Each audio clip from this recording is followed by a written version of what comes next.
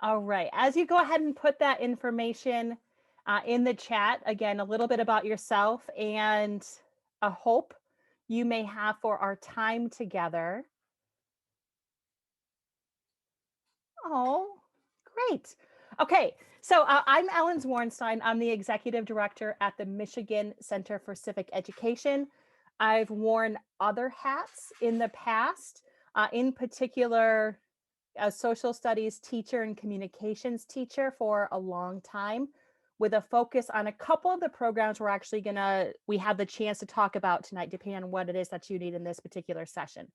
So my areas of classroom experience and coaching experience has been really around something called We the People, policy debate. It has been around mock trial. And it just so happens that two of those programs are part of the Michigan Center for Civic Education, which we can talk about tonight. All right. And again, there's a link here, and I'll put it back into the chat. Feel free to sign in there, and if you would like, we'll be able to follow up with you that way and provide whatever resources that might be helpful for you.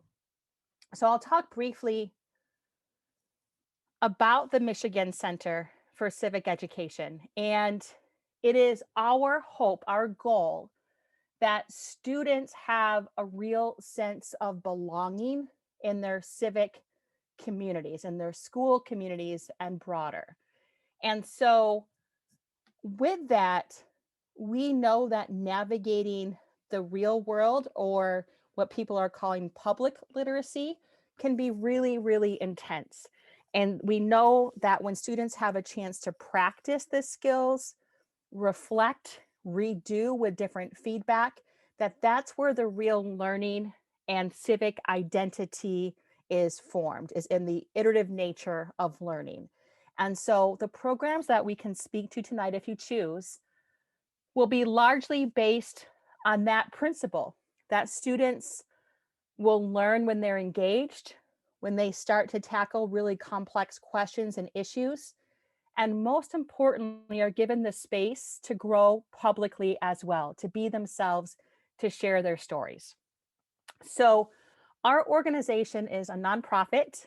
We are the only statewide civic education group that's really dedicated to providing professional learning for teachers.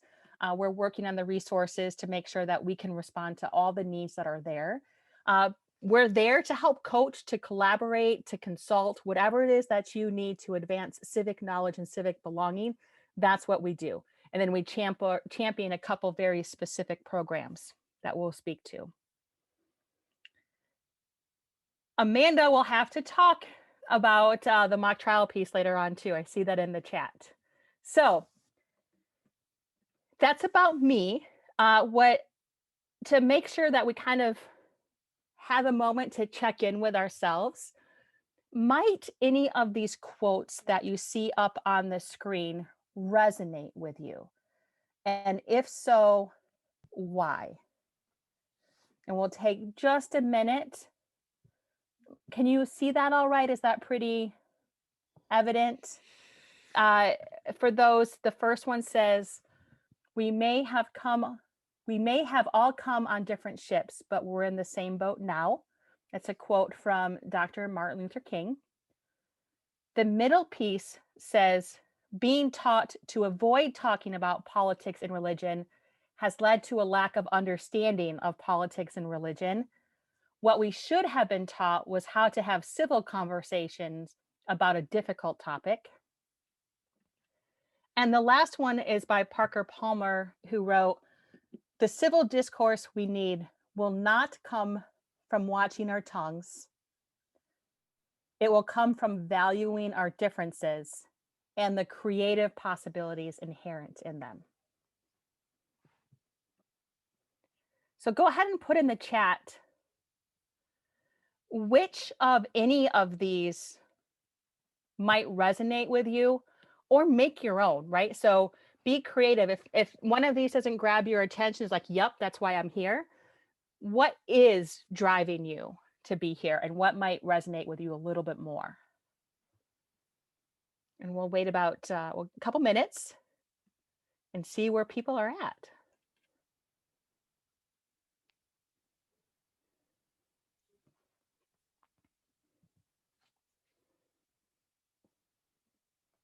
Mhm.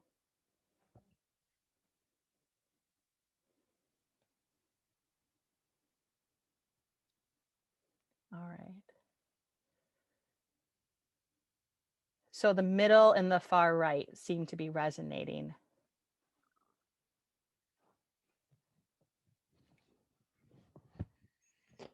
All right.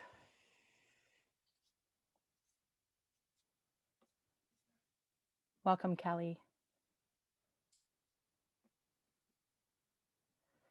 Yeah, it does seem like the world is more fragile than ever in terms of talking about some of these different questions.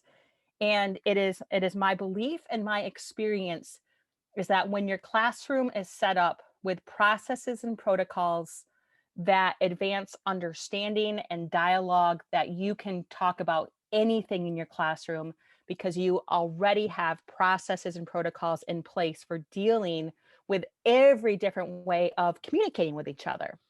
So, yep, all three resonate. The middle one, and yep, absolutely. So, the as we progress, kind of let that be an anchor or a guide. And anytime we say anything, this is a conversation for us to have. So please make sure you are asking those questions in conversation to get what you need from this session and our time together. We are big believers in norms of collaboration and ways of talking with each other.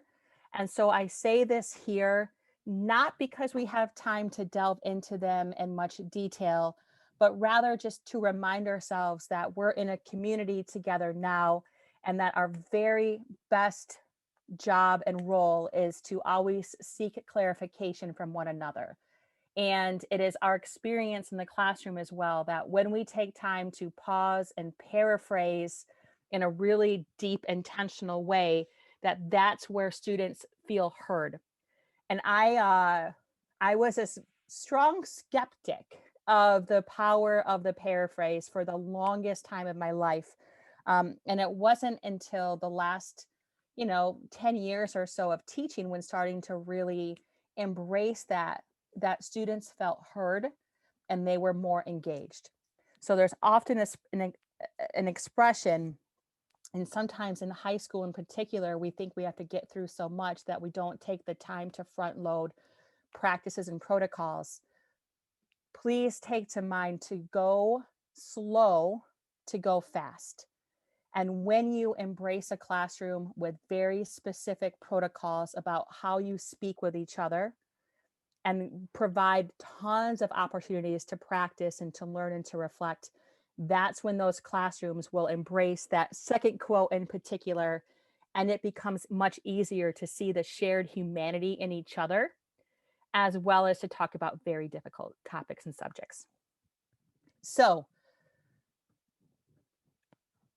there's a lot that we could go through tonight, but we want to take about a 2 or 3 minute read and answering the following questions.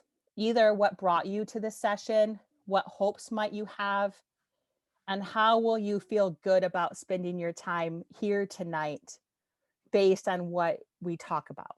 So take a couple minutes, answer any of those questions. And here's the physical challenge part of this conversation is find something near you an arm's length that could be a symbolic representation of a hope or a need that you have for tonight. And please take about a minute. So in the chat, you really want or need to talk about something, a hope you have for our time together, and then do grab something nearby that is a physical representation of that hope or need.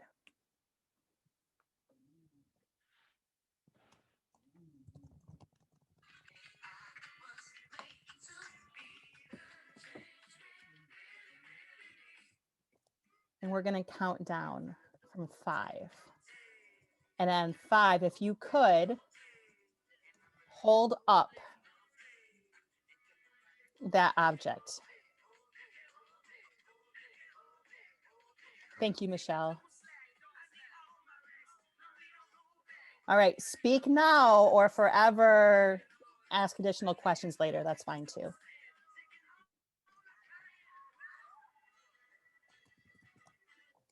So Patrick has a vote for talking about classroom practices and protocols.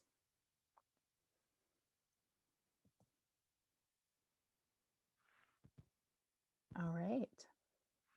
So on the count down from 5, if you could hold up the physical thing that represents your hope or your need. There you go. Thank you for taking yourselves off camera. Humanity is on full display in the Zoom world.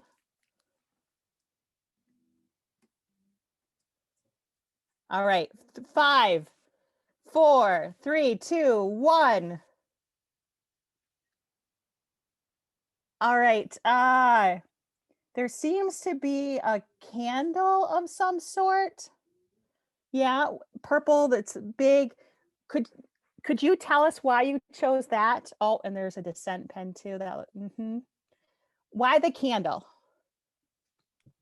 Well, I'm hoping to number one, start a fire under my students to get them excited about being active in their communities. And number two, because I want to learn how to be a light and get that candle burning so that they feel comfortable talking and create a warm environment for them to really be active and engaged. Okay. And if I may add, and this is a place that I take our mission to heart right now, is that sometimes as administrators and teachers, we are burning the candle at both ends right now. And so, yeah, thanks. We are here to help with that. So whenever you need an additional support or someone to talk to have a planning conversation or a problem resolving conversation, whatever that may be, we're here to help with that. And we can talk a lot about some of the communication strategies that de-escalate really polarizing environments. So thank you for that. And the beautiful thing about the candle is that you light one candle and now you can light so many other candles for forever. And so it really does, as you say, illuminate the world when you can light that spark. So, and I will say, for those students who go through many of our programs and similar programs, that it is that experience of trying again, learning and feedback and getting to know their community and government and civics in more ways that really does create a lifelong learner. All right, so as we go through, this presentation was prepared to go in about 12 different directions based on what we thought might be most interest to you, right? It's like any classroom lesson plan. It can go in any direction on a dime. So what we will do is first, this is just more of a background and things to identify. And I also ask that you hold me accountable to this language as well. Oftentimes we end up in that second layer quote or the middle quote that many of you identified, because our language choices creates artificial difference when there isn't real difference. So I want to highlight 3 different terms as we go through. And again, it's an ask to hold me accountable to them, and it might be helpful in any situation that you find yourselves in as well. The first one is to really distinguish between what is political and what is partisan. And that is a call for you to fully embrace everything that is about school or your community from a political perspective. Now, what that means is that you're working together to create some shared values, some shared norms. What you're not doing is advocating for a particular political party. So everything that we do in schools is a political act. We are working together to create sense of community. That's a political act of shared value. We're working together to work on civic belonging, That's the a political value that every person has a right to be heard in a community and has an obligation to listen in community. But what we're not doing is the partisan piece. This distinction will help save you in a million different scenarios where there's a lot of fear that we have right now around talking about civics and government, and being able to say, you're right, this is a political environment because we're working on values. What we're not is advocating for a party. Another piece, and I see this all the time in our classrooms, and it's unintentional, but it kind of accidentally recreates this artificial binary that we have, the language of both sides. That can be really a problem because it doesn't let multiple perspectives and experiences and narratives to come to the surface. And that is a really, really helpful thing that as soon as you start to, and our media is guilty of this all the time too. Whenever you start to hear both sides, like, no, that's an artificial distinction.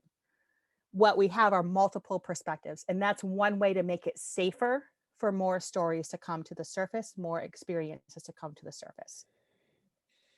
And especially when it comes to the civic and government world, that we start to think about differentiating different types of conflict. So, affective conflict is not helpful. That's when you just don't like somebody for some reason. However, when we can start to embrace cognitive conflict, that's a way to honor different ideas, different perspectives. So, cognitive conflict results in better policies, it results in being heard, and it's a way to de escalate conflict because you can say, oh, it looks like you two might actually really like each other in terms of if they're working in partners. However, you have very different ideas. And how cool is that? That you two can still like each other and have very different ideas. And that would be a helpful distinction in terms of that language piece. So I'm scanning again based on what people might think is helpful. And let's talk kind of big picture around a couple programs that are out there. And I offer the resources at the limited resources at the Michigan Center for Civic Education to be here by your side if you choose to implement any of these curricular or programmatic pieces. There are some really good programs that are out there, and we're some of them. We are an independent nonprofit. We get the pleasure of picking and choosing the programs that we've vetted that we think are particularly helpful, that are rigorous, and that work on civic identity.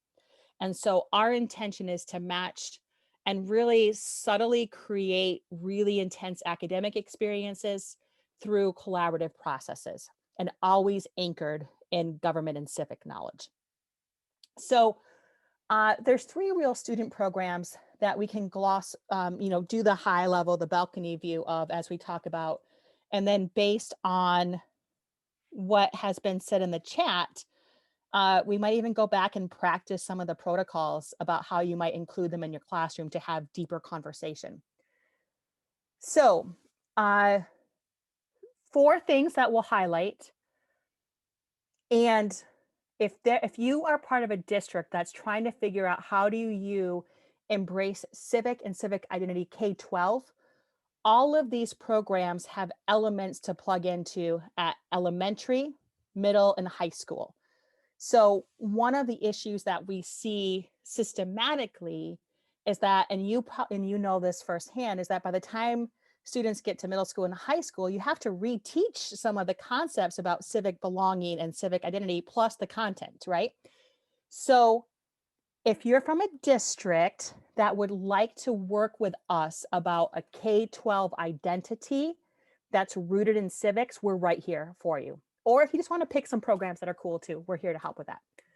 So let's talk first about Project Citizen. This, that's not the right thing. Growing publicly all the time. I wish it wasn't always about technology these days, though. Okay. So, Project Citizen, and we're starting to call it Project Community, is really problem based learning, but it's problem based for the identity of positive action in community. And there are a lot of different excellent programs that are out there where you can really tap into service learning or talking about issues that really matter. What makes us believers of Project Community is that it's very intentionally tied to what is public policy. And in that process, you learn much more about civics and government in a way that feels authentic and natural to learn. So, you as teacher helps to guide students through what are our community issues? And then how do we resolve these from a public policy perspective? It's also a really good chance to focus on equity in schools because you're starting to hear about different experiences, and projects that you may choose will typically always have an element of equity that is embedded in a particular solution. It's also really well linked to all the revised standards in terms of process skills and outcomes. And if you're happy, we can also talk about the Michigan high school standards and middle school standards as much as you want to, too. Ah, okay. So, huh. So the next slide would have shown you that the result of Project Citizen is really a portfolio based learning. So students go through simulated public policy hearings in order to discuss a class idea or class policy. And what they do is present an actual board. We've adapted it virtually so it can be like we really like the tool of Miro. It's free to use and it kind of simulates what boards might actually look like. The board is in four different parts.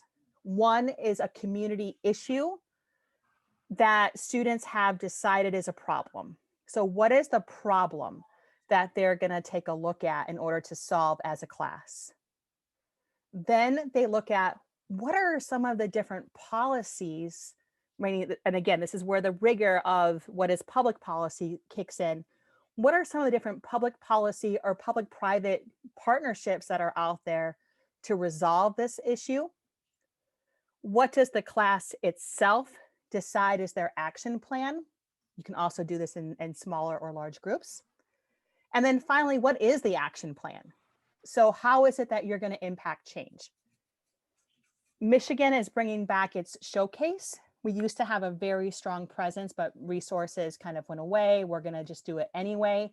And so we encourage you to do public policy hearings, and we have all the curricular support to help with that. And then we have a state showcase where students can come together virtually this year and present their policy proposal to legislators and community members as well. That's Project Citizen. And when we've done pilots, and this is K-12, the issues are really interdisciplinary. So if you're looking to reorient a civic identity first, you take a look at the problems in community. We've seen in the last couple of years, students deal with water crisis. You know, in elementary schools, it tends to be we want drinking fountains that are clean and that work. It might be pathways outside for safe walking to and from school or sidewalks. We've seen secondary students tackle school security, gun issues in community, stray dogs and cats, broken fire hydrants, abandoned houses in their community, sidewalks again, different elements of safety, and even human trafficking and food insecurity. So it's really a way to say, how do I learn my community and how can I make change? This slide would have shown you all the pictures of some of our students engaged in that particular program. And before we move on to another idea or another programmatic possibility, any questions? Feel free to take yourselves off mute and jump on in. What questions do you have?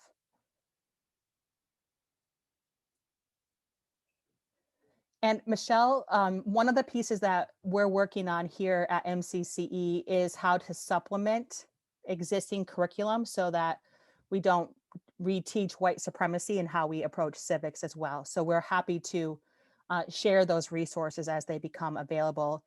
And most importantly, I think we're curating a lot of the resources that are out there because there are a lot of people writing about it. And so we're trying to say what matches different program pieces. Time frame for the equity piece, Patrick, or time frame for something else? If I were to, integrate this into a electives course on like public policy, civics, public service, Yeah. would it be like doable in a semester, quarter, year? So we see variations on this all the time. We see a lot of teachers who, as an elective or part of student government, might use this as their curriculum. We tend to see more teachers integrating it as an action-based unit within a civics curriculum.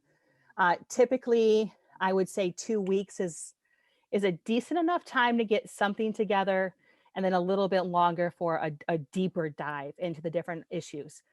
That is something that we can have conversations about to kind of figure out what's going on with your particular school and classrooms and really work on a plan that meets your needs.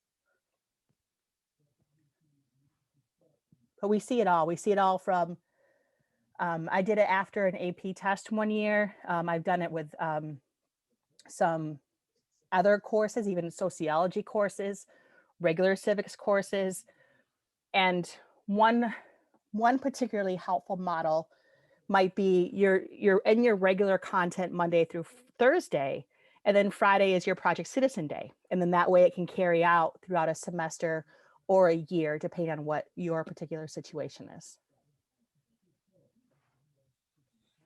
Now, if you want to create students who love constitutional questions, current events questions, philosophical connections that might even tie them to court cases, We the People, in my experience, and it's also supported by the research, is by far one of the most engaging curriculums for an entire class.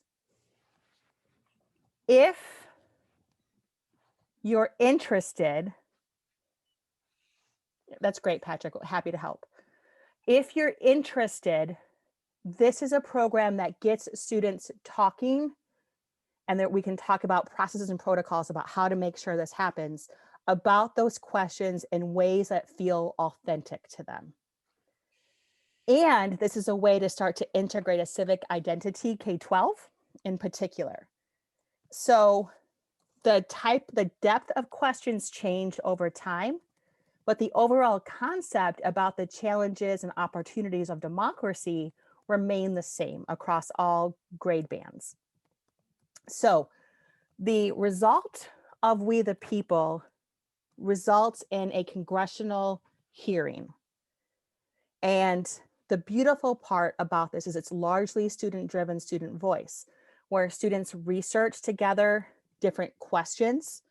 And you'll see here, lower elementary, there's 2 main units of study. What's democracy? How did the United States become a democracy? Upper L, we start to get a little bit more depth, and they also correspond really well to some of the history standards. And it's an excellent way to teach history, at least government related history, which kind of it all is indirectly. Then, and I say level 2 or middle school-ish, when I taught this and coached this particular program, I would often have the levels on either side of whatever grade I was teaching in order to scaffold it. So I had a lot of English language learners. And so I would make sure that they were still getting conceptual topic or the conceptual content, and then because they're perfectly capable and rational to reason through that, just the language needed to be a little bit different. So I say the grade levels knowing that it's a little bit artificial, and you use what you got to use to get through with your students. There are some great videoed looks at We the People in Action. As we move more into the middle school-ish range, here are the different questions that are asked. And this is aligned with the arc of inquiry. And we're working on the correlation guide right now to the Michigan State standards, the revised standards. It's also a really excellent way to have students grapple with it, and you get to stay out of the fray because the students are handling it. And then this is more of the high school level as well, where the units of study are pretty consistent, just the wording gets a little bit more precise over time.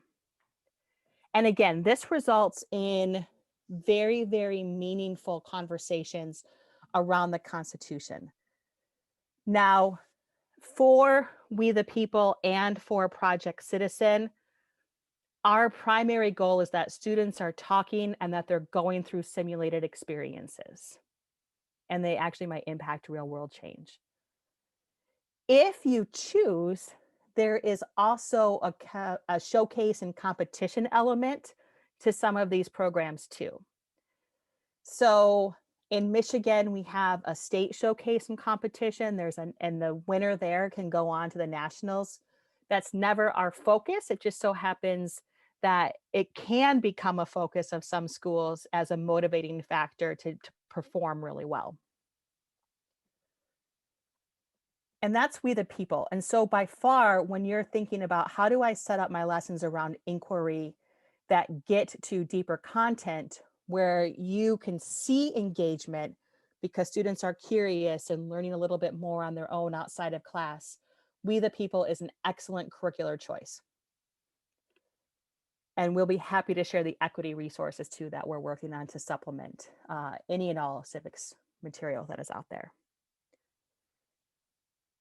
And then we'll talk briefly about one other program because most all of you are secondary to some degree. Michigan also has a pretty increasingly robust mock trial program.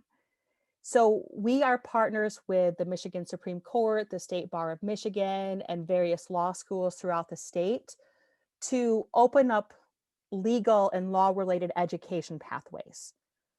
This could be integrated into a course. It could be an after-school club. It could be any and all variation of a theme. But mock trial recreates a courtroom hearing. We provide a fact pattern every year, and then students do mock trial. And you'll see that we're growing and that this is our season this year. So we have just kicked off our regional competitions, and I invite each and every one of you to come watch it and see if it's of interest to you. And you will see and you all know this, whenever you provide students the opportunity to speak and to get engaged and involved, they will rise to the challenge and you will see some really phenomenal students. And we're happy to help support you start a mock trial team or program and connect you with the resources and potential volunteers as well to work on the different areas of specialty that are required. And also, so you know, Michigan in 2022 will be host to the National High School Mock Trial Championship. This will be the first time that Michigan has ever hosted this event. And we would encourage you to come watch that event or volunteer at that event or bring students to that event so that they can also see mock trial at that level occur as well. And we also have opened up mock trial for some related programs as a way of saying, here are different opportunities within the legal field to talk about courtroom artistry and illustration. So the person that draws the trials that you often see in, I guess, online now. Courtroom journalism, it's a great connection where people become the next Nina Totenbergs reporting on what they see in a trial. And we also open up our courtrooms to American Sign Language interpreters who are looking for additional legal credential training, because that's a need within the ASL community. See what we can talk about. See, ready to go in about 12 different directions depending on what it is that we might want to speak to.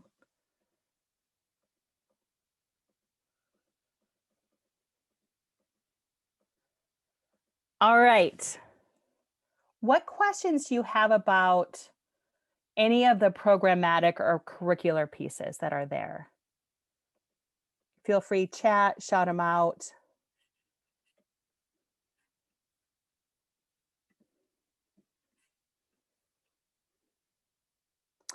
Jacob, so We the People is available in a couple different formats. We're happy to connect you. We don't get any money for selling books. So I just want to be very, very clear about that. That's not our market. Um, maybe I wish it were sometimes, but it's not. So there are physical books, and I'd be happy to show you what some of those look like. And there are ebooks. The ebooks are way cooler because of all the different interactive features that are there. So this is a copy of what middle school might look like in terms of the book itself, or upper L, middle school, and then a high school book as well. And so that's kind of the flavor of them. The ebook does have some really cool adaptive features, including different languages, different ways to highlight for different learning related issues, vocabulary integrated for different reading levels, primary documents at a touch and all that. But I'm also happy to share any of those resources individually. In my process of teaching and coaching for this program for a long time, I've developed a lot of those as adapted from the various materials too. I appreciate that. And is that available on the website in some format, or would that be So a different they, avenue? yeah, if you're looking to actually make purchases of those books, the Center for Civic Education, which is a different nonprofit out of California, we again have the luxury of picking and choosing the programs we believe in. They sell those resources, and so that website I just put in the chat for you. Okay, I appreciate it. Thank you. Yeah, and I'm happy to connect you too. So, and I'll make sure that you also have my email there too. So happy to put you in contact, and they're very, very helpful about what the resources are. And again, if there's a school that's ready to take this up as a K-12 initiative, the impact that could have on community is monumental in creating healthy, vibrant communities. Okay, thank you very much. Yeah. All right. That's a lot of talking at, and I apologize. That's not my style. So let's do this. Let's practice a way of talk. Let's talk about the ways of talking. Um, and for those of you that this is kind of a best pull from multiple different resources that are out there, plus our own spin at MCCE. So, and this is especially true in a civics classroom, is about matching what you expect out of students to how you're asking them questions and how you're structuring your classroom. So, we often will differentiate between 4 different means of communicating. First is discovery. And in my opinion, a good civics, sociology, any kind of social studies course, well, any course, period, will have time for both students and teacher to investigate the well of knowledge they already have. So this is a chance to explore your own biases, for better or for worse. It's a chance for you to figure out what your limits and your own personal triggers are, so you're more mindful of them in conversation. Another mode is dialogue, and hopefully we'll be able to practice this for 5 minutes or so. And dialogue by far has the most potential to transform your classroom and your life. And I can't believe I'm saying that, but it's true. I was a major skeptic of this particular norm or this process early on. But the specific protocols in dialogue will transform the way that you teach, and nothing will rattle you because you have the power of dialogue. It's also really powerful in if you're a classroom teacher, it's really powerful in your conversations with administrators. Administrators, it's really powerful with your conversations with teachers. And it's beautiful in terms of, doing conferences. So when, parents, guardians come to you, the power of dialogue really, really makes a grown person feel heard. And it makes high school students feel heard too. And that is the majority of the issues that we have. Another mode is discussion. And there's different protocols for this because the purpose of discussion is different. The purpose of discussion is to come to an agreement as a group. So discussion might, you'll hear a lot of talk about deliberation. You'll hear in the civic space, you hear a lot of talk about consensus in a civic space. There's different norms and processes for discussion.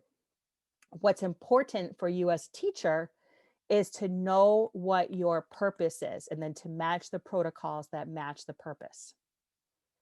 And then finally, the last mode is debate. And I want to caution you not to use this word lightly. A debate is a performance that one does for an external audience to judge who's right and who's wrong. By reclaiming that word for what it is, also has the power to de-escalate situations so that you can focus on the content. So, different norms and processes for each different one.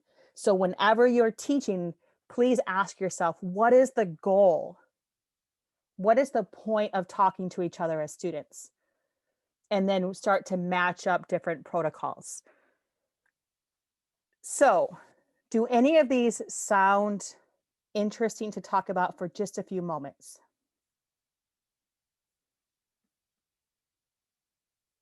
Shout it out, put it in the chat.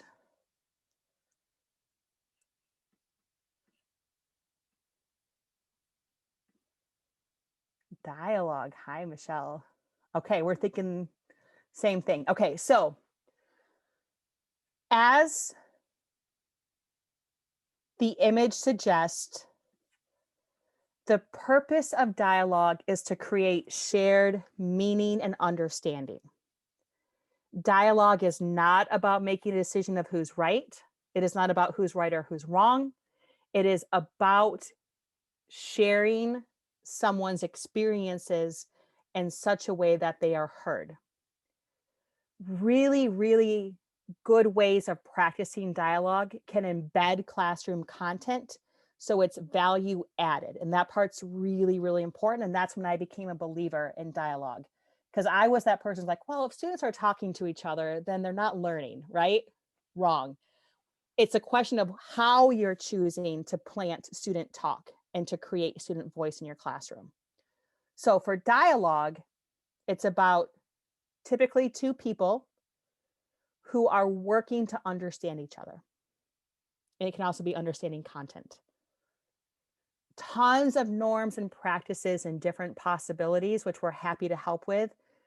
Different ways to set this up, both either as pairs or small groups, different ways to get to dialogue goals. This is something that I typically have as of late, if it's Zoom, where we're very intentional about naming what we're doing when we're talking to each other. And so we'll say, we're not in the mode to make a decision, we're in the mode for understanding. And then we reorient some of the practices and protocols based on what we're in. It is an exercise in extreme intentionality in setting up the classroom design. So for dialogue, this is like the high level, super quick version of how to do dialogue. And I might ask someone, maybe Michelle or Patrick, to provide an example of how we might do dialogue.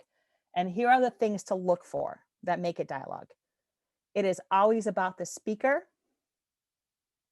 In the classroom, this is tough because as teachers, we're used to saying, I want you to do this, or I need you to get out your homework. Like none of that's true. It's about the students. You're like, please get out your homework now. You don't need them to do that, but you're asking them. And it's a way to subtly really create power in that student that does not have anything to do with a hierarchical relationship between you and the student. It's because it's in their own interest. It's in their innate interest to listen.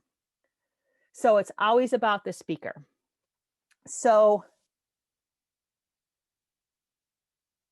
Michelle, could I put you on the spot and ask a question of you? Sure. Okay.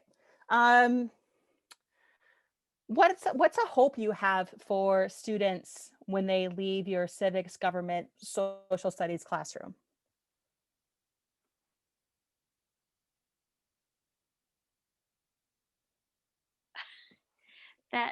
That's so big.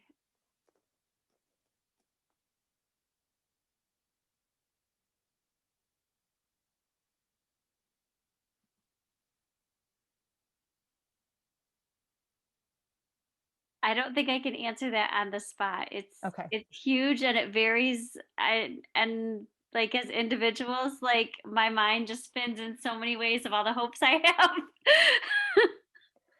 So how maybe might you want a student to feel when they're leaving your classroom or as a part of your classroom?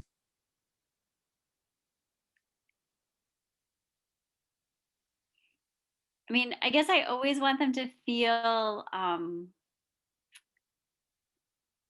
curious and interested and wondering and inspired to want to know more and to learn more and to do more and to think more and to like I hope that the questions lead like I always think that and I always say too like all of our curriculum is all integrated but like you think about like in the science where you have an experience that leads you to question, that leads you to hypothesize, that leads you to want to investigate, that leads you to want to wonder.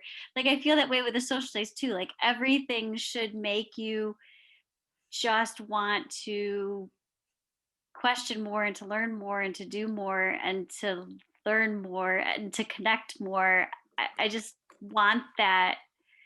I want that for them from like birth to death. Like to always be wanting to be more and to know more and to do more and to feel more and to care more.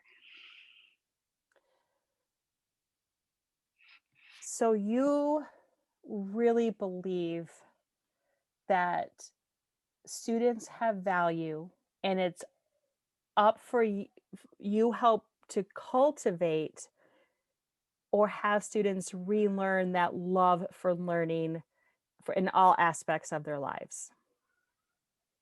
Yes. Okay.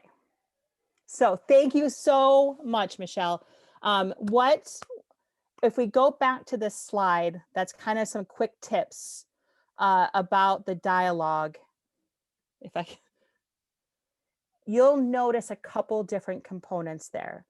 Is that there was a lot of pausing, which as teachers can be really, really tough because we're so used to being on the go. Never did I talk about me, like, oh, me too, which I really wanted to, right? And I have to hold that back because we have an instinct to really want to identify or call out similarities between us. Instead, it was, so you really, and then thinking through the complex and layered answer that Michelle gave, now you have the ability to, in this case, help organize an essential theme of what that paraphrase was. Now, when talking with parents at conferences, like a parent that comes at you and is like, my student, this or that, you can also paraphrase that back, right? So you really feel upset about something, something, something. And then the parent goes or the guardian goes, yeah. And then now they feel heard. And now you're able to move on to the next part of the conversation to actually resolve any particular issues. And so the power of the paraphrase to advance dialogue and shared understanding is a universal skill It just so happens to be elevated, especially this day and age, in a civics and government classroom. So if nothing else, know that. And if nothing else, take that away from this evening and know that we are here to help support you in any particular way. And again, that's through the resources, that's through student programming, getting the students out so that they can meet other students and also showcase what they know, what they're learning. And then you're providing the opportunities for those students to also grow publicly right along with you. So thank you, thank you, thank you. You hung back for a couple minutes. Have a wonderful night. We're here to help support you, whether it's, pinch hitting in the classroom, planning conversation. We're here. Thank you, thank you, thank you.